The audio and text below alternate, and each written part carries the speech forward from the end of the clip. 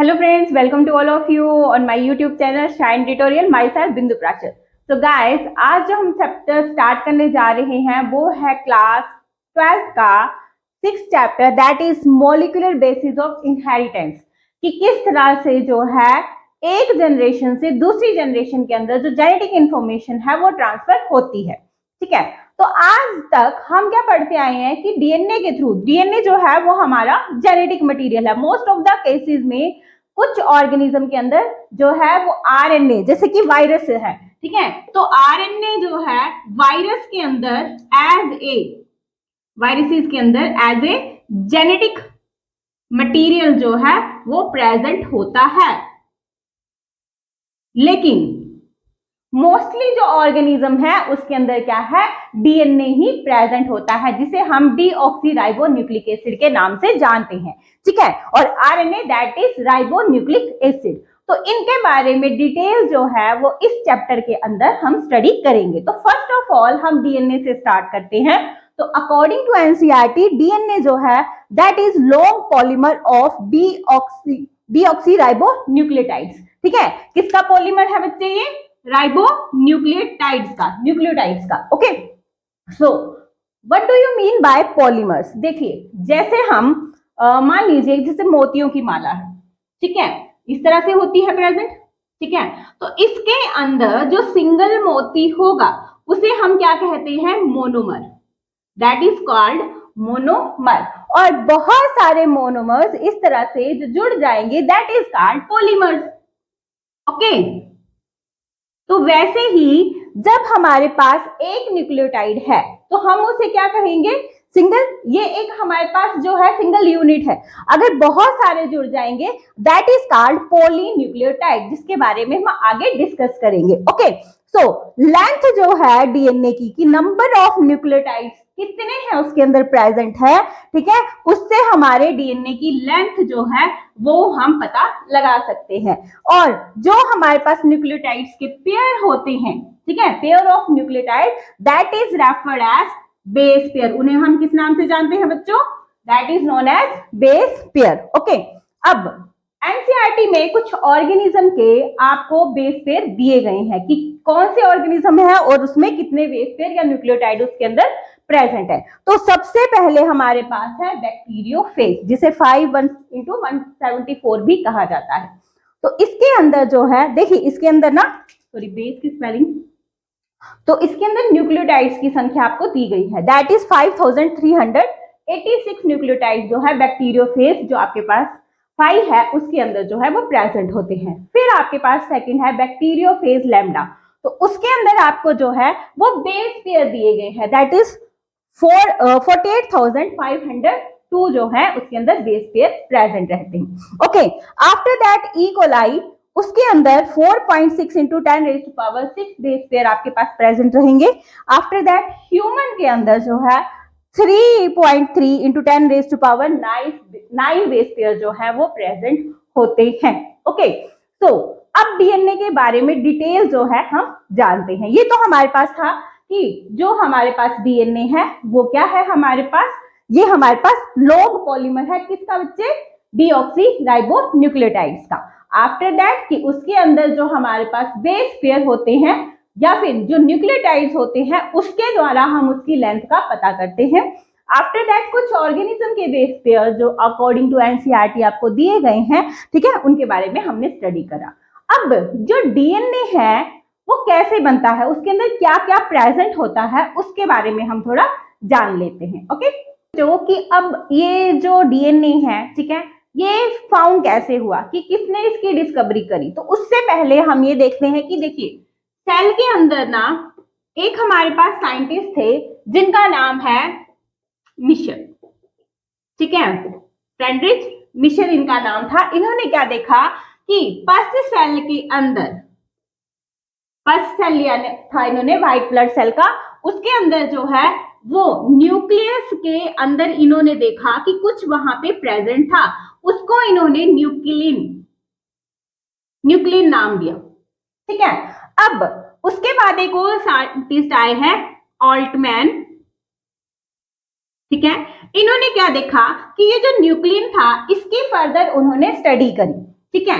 इसकी जब उन्होंने स्टडी करी तो उन्होंने पाया कि इसका जो नेचर था, ठीक है, इसकी नेचर और केमिकल स्ट्रक्चर, ठीक है, इसकी स्टडी उन्होंने करी तो उन्होंने पाया कि ये जो न्यूक्लियन है ये एक्चुअल में कैसा है, ये आपके पास एसिडिक है, ठीक है। अब न्यूक्लियन जो था वो एसिडिक था, इसलिए इसका नाम जो था वो क्या दिया गया, न्यूक्लिक एसिड।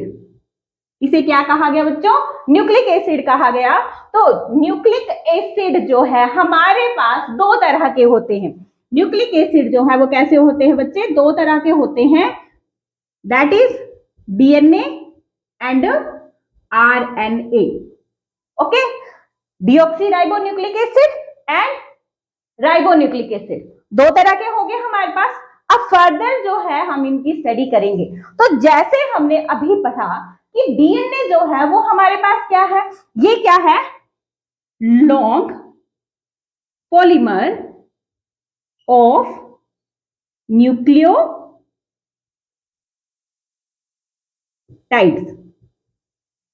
ठीक है। किससे बना है, न्यूक्लिक एसिड हमारे पास दो तरह के हैं, ठीक है, और ये किससे बने हैं, न्यूक्लियोटाइड से बने हैं। तो न्यूक्लियोटाइड किससे बने हैं उसके बारे में फर्दर हम जानेंगे। तो चलिए, न्यूक्लियोटाइड्स जो है उसके अंदर हमारे पास क्या क्या प्रेजेंट होता है। न्यूक्लियोटाइड्स के अंदर जो है, ठीक है, उसके अंदर प्रेजेंट होता है नाइट्रोजिनस बेस,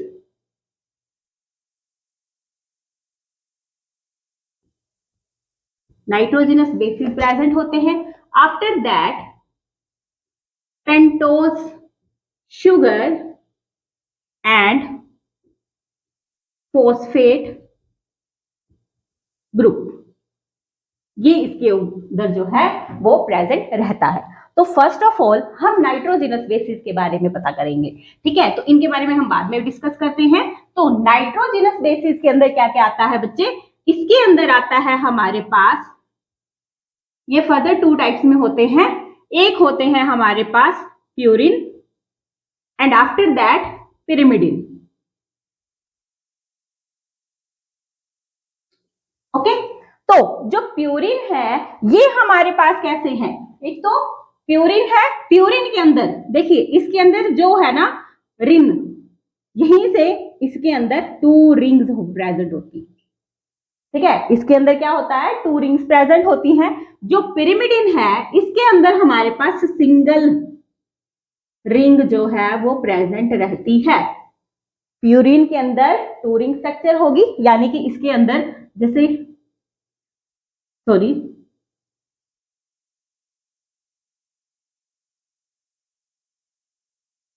इस तरह से स्ट्रक्चर प्रेजेंट रहेगी इसके अंदर, और इसके अंदर इस तरह से स्ट्रक्चर प्रेजेंट रहेगी, सिंगल रिंग होगी, इसमें आपके पास जो है वो डबल रिंग प्रेजेंट रहेगी, टू रिंग मतलब डबल रिंग जो होंगी वो इसके अंदर प्रेजेंट रहेंगी। प्यूरिन में आता क्या क्या है, इसमें आएगा एजी, एजी मतलब एडनिन एंड ग्वानिन,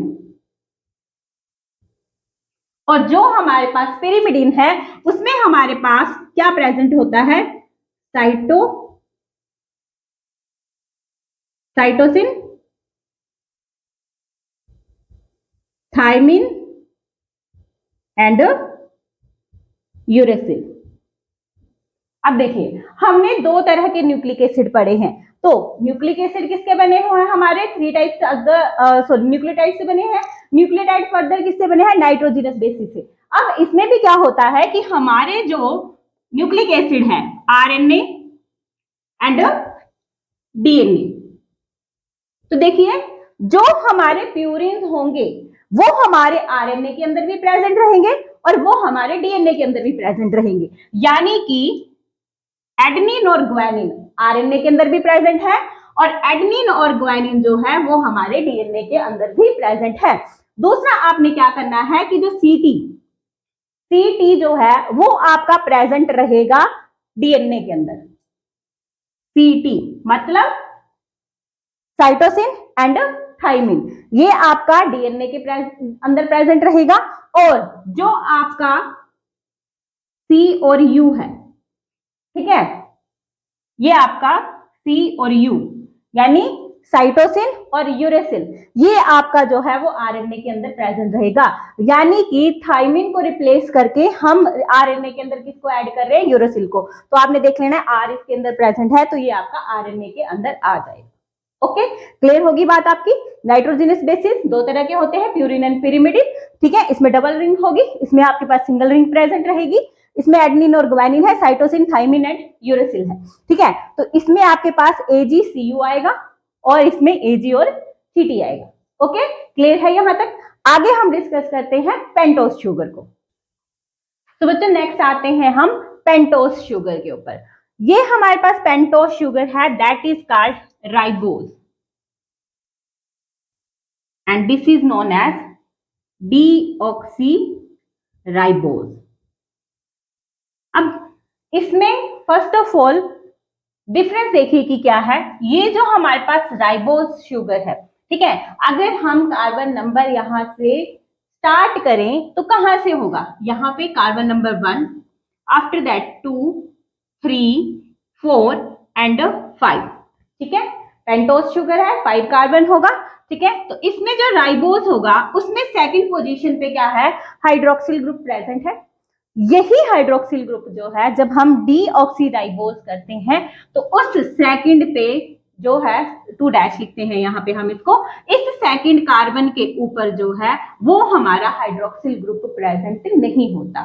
तो यही डिफरेंस है आपका राइबोज शुगर में और डीऑक्सीराइबोज शुगर के। ओके, क्लियर है। पेंटोस शुगर के अंदर क्या डिफरेंस है, फर्स्ट कार्बन है, सेकंड है, थर्ड है, फोर्थ है एंड आफ्टर दैट ये हमारा 5th कार्बन है। ओके, क्लियर है, ठीक है। इसके ऊपर हम दोबारा से आते हैं। हमने क्या पढ़ा था कि जो हमारे न्यूक्लियोटाइड्स है उसके अंदर क्या क्या प्रेजेंट होता है। फर्स्ट ऑफ ऑल जो है वो आपका नाइट्रोजनस बेस पेयर है, उसे हमने देख लिया। सेकंड वन आ गया हमारा पेंटोस शुगर। आफ्टर दैट जो तीसरी चीज इसके अंदर प्रेजेंट होती है that is the phosphate group, ठीक है। तो ये हमारे पास फॉस्फेट ग्रुप है जो इसके साथ प्रेजेंट रहेगा। अब हम देख लेते हैं कि इनकी लिंकेज किस तरह से होती है, ठीक है। तो ये हमारी राइबोज शुगर है, ये हमारी डीऑक्सी, इसको अभी हम यहाँ से डिलीट करते हैं, ठीक है। इसको हम एज ए पी जो है वो डोनेट करेंगे, ठीक है। मान लीजिए कि हमारे पास जो है बेस पेयर अब अटैच होने जा रहा है, जैसे फर्स्ट कार्बन के ऊपर जो है वो आपका बेस पेयर अटैच होगा, ठीक है। तो यहाँ पे हमने लिया कि एडेनिन अगर यहाँ पे ज्वाइन हो रहा है, ओके, क्लियर है, डीऑक्सीराइबोज के साथ एडेनिन यहाँ पे ज्वाइन हो रहा है, तो ये क्या है, हमारे पास एक नाइट्रोजनस पेयर है, ठीक है। तो हम इसे क्या लिखेंगे, एन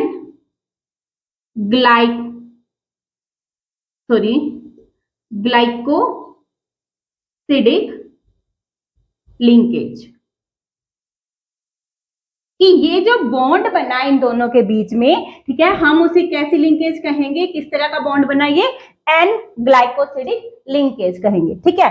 उसके बाद जो हमारा फॉस्फेट ग्रुप है वो कहाँ अटैच होता है, वो हमारे 5th कार्बन के ऊपर अटैच होगा, ठीक है। इसके जो है 5th कार्बन पे यहाँ पे हमारा जो है वो फॉस्फेट ग्रुप जो है वो अटैच होगा। तो यहाँ पे बच्चे जो हमारी लिंकेज होती है उसे हम क्या कहते हैं, फोस्फो डाइएस्टर लिंकेज। ओके, ये लिंकेज क्या कहलाएगी, फोस्फोडाइएस्टर लिंकेज कहलाएगी। आफ्टर दैट जब देखिए ये हमारे पास इस तरह से प्रेजेंट है एक रिंग, ठीक है, यानी डीऑक्सीराइबोज। अब जो नेक्स्ट जुड़ेगा वो कहाँ आएगा, तो वो हमारा जो अटैच होता है वो अटैच होता है, यानी कि नेक्स्ट का जो फॉस्फेट होगा यहाँ पे थर्ड पे प्रेजेंट होगा। ये था हमारा 5 डैश कार्बन, ठीक है, ये 5 डैश एंड था इसका। नेक्स्ट थर्ड के ऊपर नेक्स्ट जो रिंग जुड़ेगी वो हमारे पास, यानी नेक्स्ट जो न्यूक्लियोटाइड हमारा जुड़ेगा, सॉरी नाइट्रोजनस पेयर जो हमारा जुड़ेगा वो यहां जुड़ेगा, ठीक है। तो ये आ गया हमारे पास इसका 5th C2H5,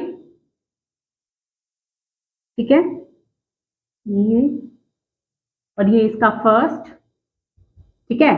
अब मान लो कि इसके साथ जो है वो थाइमिन अटैच हो रहा है,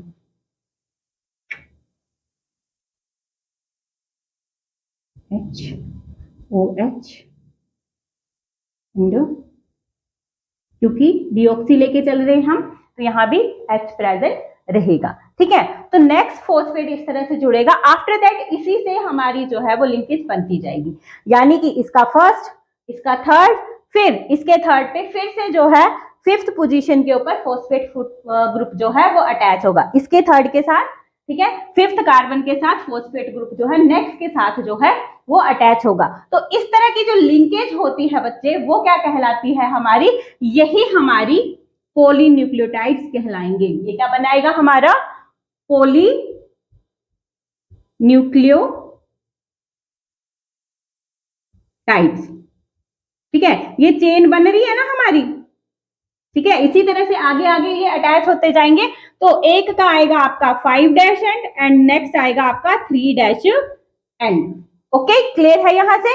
अब देखिए, जब हमारे पास एक नाइट्रोजिनस बेस है, ठीक है, और दूसरी हमारे पास जो है पेंटोज शुगर है।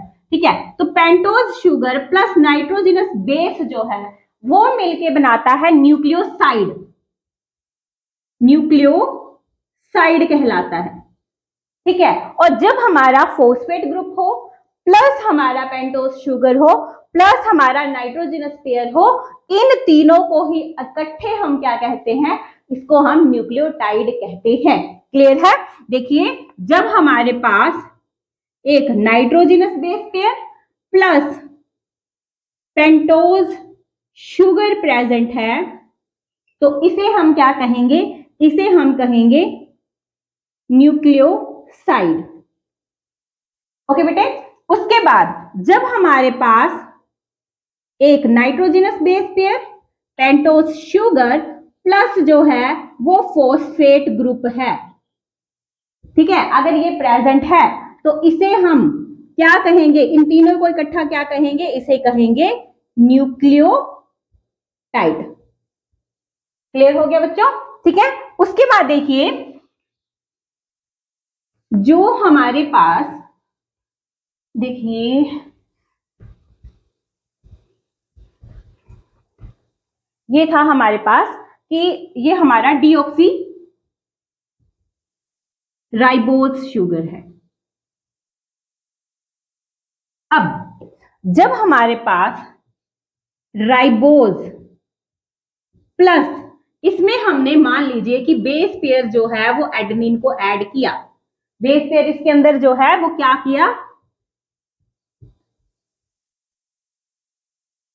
Adenine, nitrogenous base pair adenine add किया, तो राइबोज प्लस एडेनिन क्या बन जाएगा, इनोसिन कहलाएगा।